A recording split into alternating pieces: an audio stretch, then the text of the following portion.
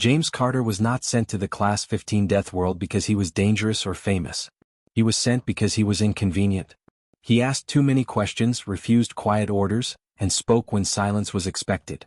To the Galactic Council, that made him a problem. Problems were not solved. They were removed. The Death World had a long history. Ships avoided its orbit. Maps showed it in dark warning colors. Reports described endless storms that tore metal apart, predators that hunted by sound and heat, and ground that cracked without warning. No known species had survived there for long. It was the kind of place chosen when the Council wanted an ending without witnesses. James stood inside the transport bay with his hands free, which almost felt insulting. He was not worth restraints. The guards did not speak to him. They avoided his eyes as if he were already gone. The ship's engines hummed softly, calm and controlled, nothing like the chaos waiting below. Ashley Moore watched from the observation deck. She wore the uniform of a human liaison, neat and proper, but her hands were tight at her sides. She had argued until her voice failed. She had shown data, made promises, and offered responsibility. None of it mattered. The decision had been made before she entered the chamber. James did not look afraid. He stood still, eyes forward, as if memorizing the moment. When the lights shifted, he turned slightly and looked up at the glass. He could not see Ashley clearly, but he knew she was there. He gave a small nod. Not a goodbye. More like thanks. The transport doors sealed with a heavy sound that echoed through the bay. Ashley felt something settle in her chest, cold and heavy. She knew the rules. Once a sentence was carried out, it could not be undone. The Council would call it justice. History would call it efficient. The ship detached and moved away from the station. On screens across Council space, the mission was marked complete before it had truly begun. James Carter's file was stamped lost. Not dead. Lost. It was cleaner that way. Inside the transport, James sat alone. The ship was basic, stripped of comfort. A single seat. A narrow screen. No messages. No countdown. He felt the engines shift as the vessel entered the planet's pull. Gravity pressed harder with every passing moment. Through a small viewport, the Death World came into view. Clouds covered most of it, thick and fast-moving, lit from within by flashes of strange color. The surface was broken and uneven, marked by scars that looked like old wounds. It was not beautiful. It was honest. James took a slow breath. He had grown up on a harsh colony world, one that taught patience and careful movement. He knew how to listen. He knew how to wait. The Council had seen only his defiance. They had not seen his endurance. The first storm hit before landing. The ship shook violently, alarms flashing red. Automated systems struggled to adjust. James braced himself, gripping the seat as the hull screamed under pressure. He did not panic. Panic wasted energy. He focused on staying awake, staying ready. When the transport finally struck the ground, it was not gentle. Metal tore. Systems failed. The impact threw James forward, knocking the breath from his chest. For a moment, there was only silence, broken by distant thunder. The doors opened on their own, warped and twisted. Hot air rushed inside, thick and sharp. James coughed, forcing himself to stand. The sky above was dark, moving fast, heavy with sound. The ground beneath his feet trembled as if alive. He stepped out. The planet did not welcome him. Wind tore at his clothes. Strange calls echoed from far away, low and deep. The land stretched wide and empty, filled with danger he could not yet see. This was where the galaxy expected him to end. James looked back once at the broken transport. There would be no rescue. No second chances. He understood that clearly. Far above, Ashley Moore stood alone long after the screens went dark. Around her, life continued. Ships arrived. Councils argued. Records updated. But she stayed still, staring at empty space. They thought the story was over. On the Death World, James Carter took another breath and took his first careful step forward. The Death World did not try to kill James all at once. It tried slowly, every hour, every step, every breath. The air burned his lungs with a sharp, dry taste that never fully faded. Each breath felt earned. Each movement took effort. The planet pressed down on him, testing how long he would last. The first night was the worst. Darkness came fast, like a curtain pulled tight.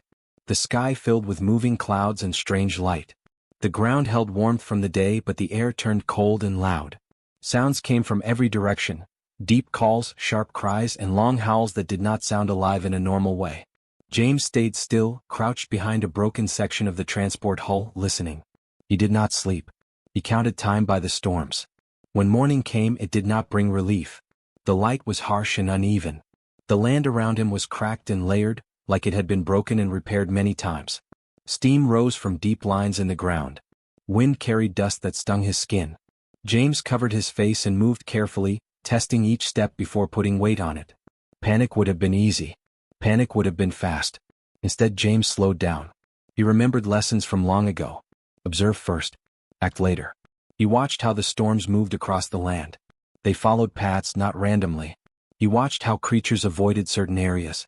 He noted where the ground stayed solid and where it trembled without warning. The planet was dangerous, but it was not without rules. James searched the wreckage of the transport. Most systems were dead but not useless. He pulled metal sheets, wiring, and a broken sensor unit. He worked slowly, resting often.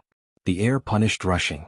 By the end of the second day, he had a rough shelter pressed against a stone wall, angled to break the wind. That night, the screams returned. They came closer this time. Heavy footsteps shook the ground. Shadows moved beyond the edge of the weak light from the damaged sensor. James stayed quiet. He did not challenge the dark. He waited until the sounds passed. Days turned into careful routines. James learned when to move and when to stay still. He learned that the storms followed cycles, loud but short, violent but predictable. He learned how to collect water from the air when pressure dropped, using cooled metal and patience. He learned which plants burned the skin and which did not. His hands cracked. His body ached. But he stayed alive. Far away in a quiet observation chamber, Daniel Wright stared at a screen in disbelief. The data feed from the death world was not meant to last more than a few hours. Yet the signal remained. Weak, damaged, but steady. Lauren Hayes stood beside him, arms crossed, eyes focused. She replayed the movement logs again and again. James Carter was not running. He was not hiding blindly. He was learning. "He's adjusting," Daniel said quietly. Lauren nodded. "He's mapping behavior. Storm paths. Terrain response." They had studied dozens of failed attempts on death worlds. None of them looked like this. Most showed chaos, panic, sudden ends. This showed planning. Back on the planet, James built better tools. Nothing advanced. Nothing elegant. A sharpened metal edge. A weight tied to a cable. A heat reflector angled just right. He tested everything slowly. If something failed, he adjusted instead of forcing it. One afternoon, a storm hit earlier than expected. Wind screamed across the land, tearing loose stones into the air. James was caught in the open. He dropped low, anchoring himself against a solid ridge. The storm passed over him, close and violent, but it did not take him. After that, he understood timing mattered more than strength. Weeks passed. His shelter grew stronger. He marked safe paths with simple signs. He learned to scare smaller predators using sound and light rather than fighting them. When a larger creature approached once, drawn by movement, James led it into unstable ground and backed away. The planet finished the work for him. He was no longer reacting. He was choosing. The air still burned. The night still screamed. But James stood taller now. His movements were calm. His eyes scanned the land with purpose. He knew where danger lived and where it avoided. On the observation screen, Lauren leaned closer. "He's using the planet," she said. Daniel exhaled slowly. "He's not just surviving." The data confirmed it. Temperature control through placement. Storm shelter alignment. Predator avoidance through pattern disruption. James Carter was shaping his environment in small, careful ways. Back on the death world, James stood on a high ridge and watched a storm roll across the horizon. It moved exactly where he expected. He turned away before it reached him and returned to his shelter. The galaxy had sent him here to disappear. The planet was teaching him how to stay. And for the first time since landing, James allowed himself a quiet thought. This world did not own him. Not yet. Time stopped being counted in days for James. It became counted in changes. The shelter that once barely held together now stood firm against the wind. The sharp metal edges were smooth. The walls were angled with care. Every piece of wreckage had a place and a purpose. Nothing was wasted. James no longer waited for danger to pass. He prepared for it. He learned how the ground shifted before it cracked. A low sound always came first, almost too soft to hear. He marked those places and learned how to guide heavy creatures toward them. When the ground broke, he was already gone. The planet did what it always did. James simply chose when. Some of the smaller creatures stopped running when they saw him. At first, this frightened him. Then he understood. They learned just like he did. He left food in the same place at the same time. He made the same sounds when he approached. Slowly, carefully, a few of them stopped seeing him as a threat. One stayed. It was low to the ground, thick-skinned, with eyes that reflected light like glass. It followed at a distance for days. James did not chase it away.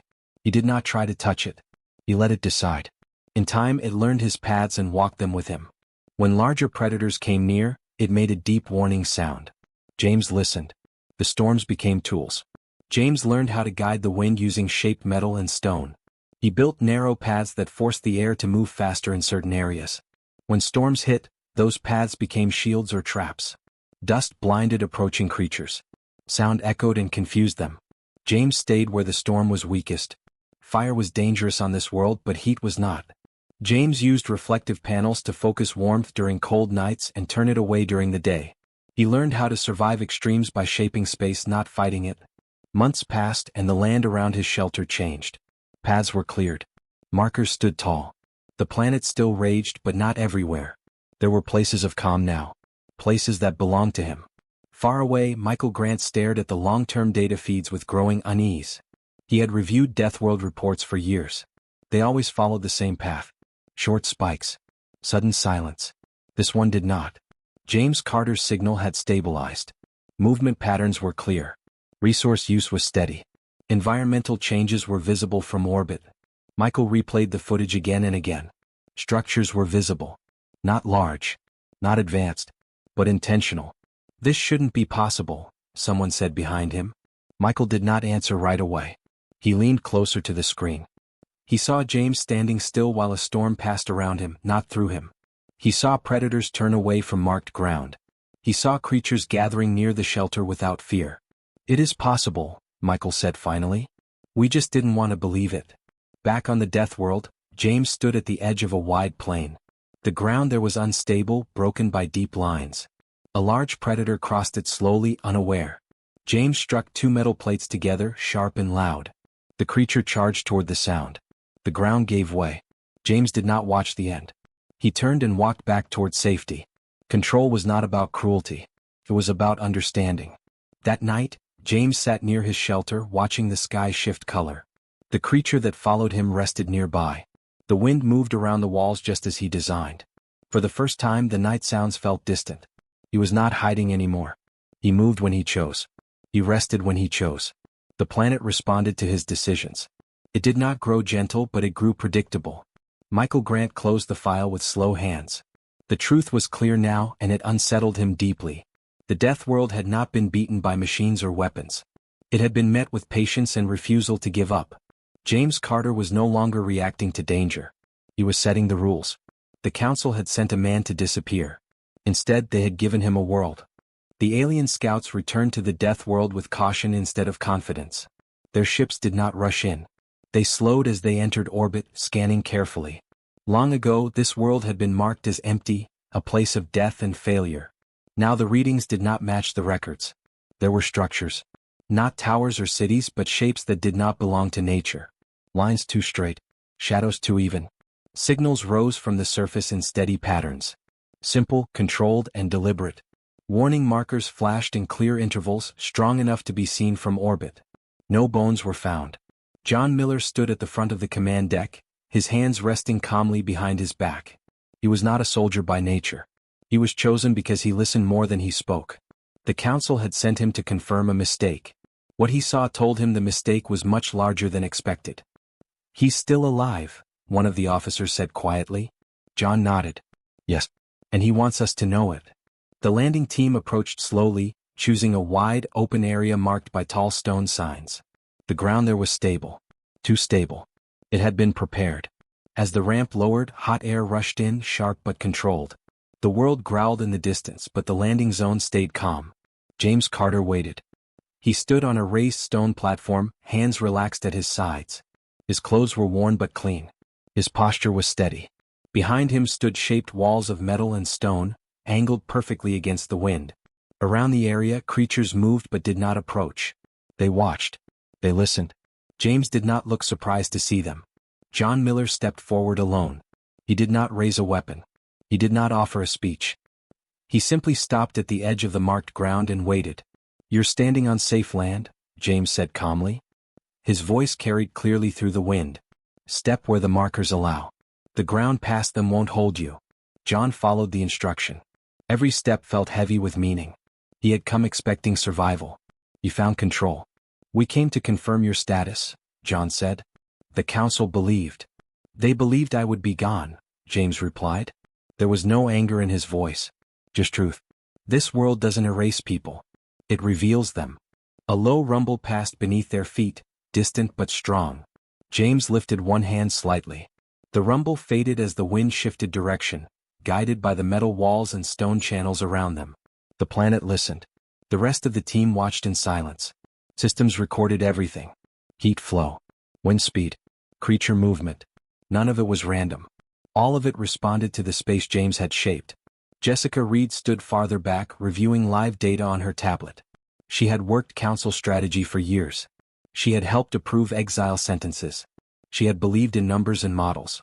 What she saw now broke them all. This wasn't survival, she whispered. This was leadership. James led them through his domain carefully. He showed them safe paths and dangerous ones. He explained which storms could be waited out and which required movement. He spoke of the creatures without fear or pride. They were part of the balance, not enemies to destroy. At one point, a distant predator cried out. The sound echoed across the land. The team tensed. James did not move. The creature turned away. He doesn't command them, one officer said quietly. John shook his head. He understands them. They reached a wide stone seat carved into the ground, shaped by wind and time, reinforced by metal and care. From there, the land stretched far in every direction. Storm lines curved around the space. Safe paths crossed dangerous zones like threats. James stood at the center of it all. This world tried to kill me, he said. It failed. I won't use it to threaten others. But I won't leave it either. John met his gaze. The council will need to respond. They already have, James replied. By coming here without force. Jessica Reed lowered her tablet. The truth was clear now, and it frightened her more than open war. The council had tried to erase a man. Instead they had shaped a ruler. Not with crowns or armies but with patience, refusal and time. A leader formed by stone and storm. As the team prepared to leave, James did not follow them to the ship. He watched from the platform as engines lifted carefully into the sky. The storms parted just enough to let them pass. When the ships vanished, the land settled again. The wind returned to its normal paths. The creatures moved freely. The death world was no longer silent. It no longer belonged to fear. It belonged to a human. The council chamber was silent when the final decision was made. No voices were raised. No arguments followed. The data spoke clearly and no one could deny it anymore.